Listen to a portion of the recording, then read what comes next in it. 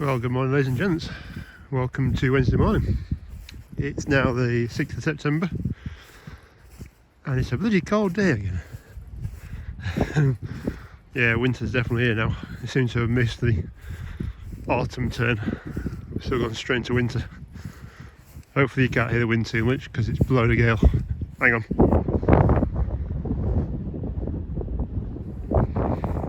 Yeah, it's blowing a bit. So I'm just walking down what is the Gills Winter Field. If you go back a couple of videos, you'll see that the farmer came down here and took a crop off this. He took a hay crop off it in the end. That's when my big rotor rake broke again and rebuilt all that. So yeah, just having a quick look around. Generally, if you can hear me, it's furthest end up there. Actually, the horse is just about there. I'll gnaw all that off, and then because this is further down the field, they don't really eat it as much. So just having a look, and there's 2 or 3 inches of grass, which is about good for the horses. Don't like it much longer. Some weeds still in it, so we'll have to have another go next year. And this field was really bad for reg work. Just come down the river, and we live here. So the last couple of years I've had to spray the full field because we had a lot of thistle and nettle in it and all sorts. Try and tidy it up. Let's have a look at the river. Well, the river is well up at the moment. It must have come up about 5-6 foot in the last couple of days. It's looking brown there and a bit angry. I know we've had quite a bit of rain last 24 hours now. So I don't know what we've had up Dales. This catchment area for this river is quite large. So generally speaking, it takes 24 hours / 48 hours for whatever comes down from the hills, which is miles over that way, to come to us. As Mr. KV6080 says, I'm a flatlander. We're fairly flat around these parts. But I'm sure you will see that at some point this winter, if I was stood here, I'd be up to my neck in water. So yeah, so a quick walk around. It's looking really good down here. We've taken a hay crop off this, and then about a month after it I went through with the hay mower again and just knocked it all down because there was quite a lot of reed grass coming through, and it's looking rather marvellous. If I was here the other week, I'd have been tempted to have a silage crop off it. I mean, that's looking pretty good. Get it out. That's my hand, so it must be knocking on 10 inches of grass there. And it looks fairly good through the field. Right, I'll just show you this as well. This is our boys' winter field. So the next couple of weeks they'll be turned into here. And this is where they'll stay until spring. Basically the rotation system here is that the winter grazing is what is our hay field in summer, and that field down there, and then summertime it's pretty much everything on that side of the estate. Generally these fields stay a bit drier, even though they do flood. They actually stay drier than the other fields because we're more sandy at this end than the other side. So I just wanted to make a record as well of my nice looking grass field before it turns into a mud bath. If anybody's got horses, I know about them, you know what I mean. So I'm trying to show you, this field's actually starting going yellow. It's got like a rust on it. Now, I ain't quite sure why. I know I've got some people who know a lot more than me on the channel, so I shall throw the question out to you. Why? The weird thing is as well, you can see all this is yellow this side, and then when we get to about here, as you can see, there's like a line, and maybe a bit further across, and it goes really green. It goes kind of nice green. And then you trot over here. I can't bother to run through this. This grass is quite long actually. It's about 8 inches long. And then we start coming across like this side, and it starts going yellow again. And that side's quite yellow.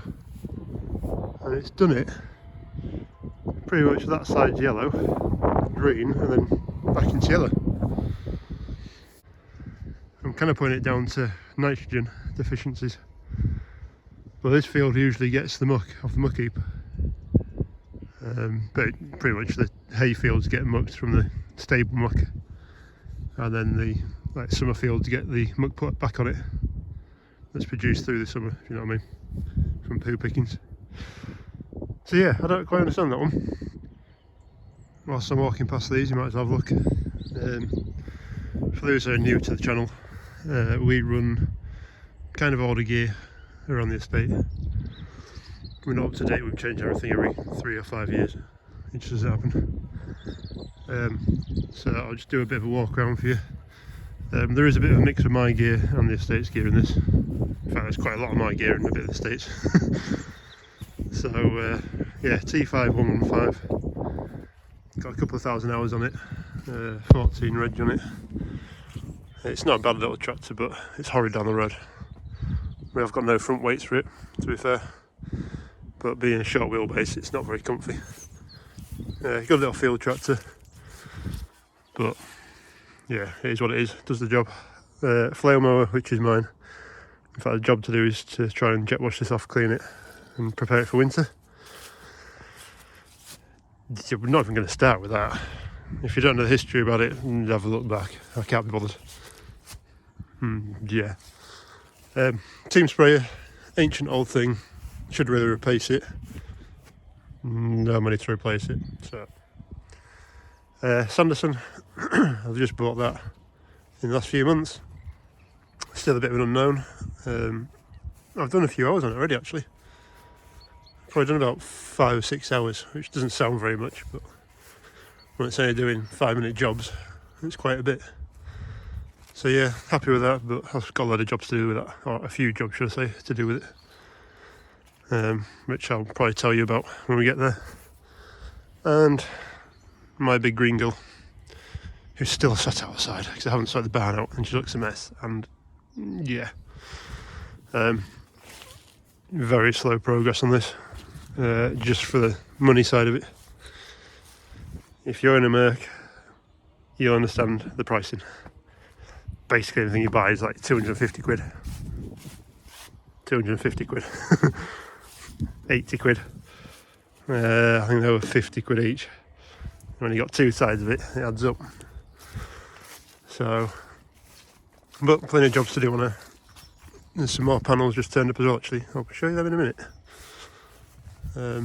So yeah, hopefully she'll go back into the barn soon when I've sorted it. Hay rake, that's the one that I just rebuilt. For those wanting that, it's ready to go again. What I think I might do though is run it for a few hours next year. I'll do a few acres. I'll then check and make sure the bolts don't come loose again. I've got this thing in my head now that they're going to come loose. And save myself another few hundred quid's worth. I'll double check. So yeah, that's a bit of the fleet. We'll go around the corner and show you the other bit. So the last colour we've got is 698. We've had this for about 15 years I think now. Done really well for us, getting long in the tooth, but she works well. And typical 600 cabs where it's all well, vacating this planet. So hay mowers away, for those who were here a while back. Finally got this away, jet washed it, and then it rained the other night and soaked it. So, and for those who wonder, this is actually my hay I brought back. When I said I did a bit of, I had a few hay fields, this is basically it, apart from the straw bits. And so, yeah, that's about it really. A couple of implements down there, so you've got the Hydrocrack, the mould plough and the grab for that old girl. And then there's Fleming trailer down there. Tell you what, you wouldn't believe this is the same day. It's actually very pleasant. You can see all aftermath of this morning, all the leaves all over the floor, in between the weeds. So yeah, that's about me done for today. So hope you enjoyed. Thanks for watching, and I'll catch you later.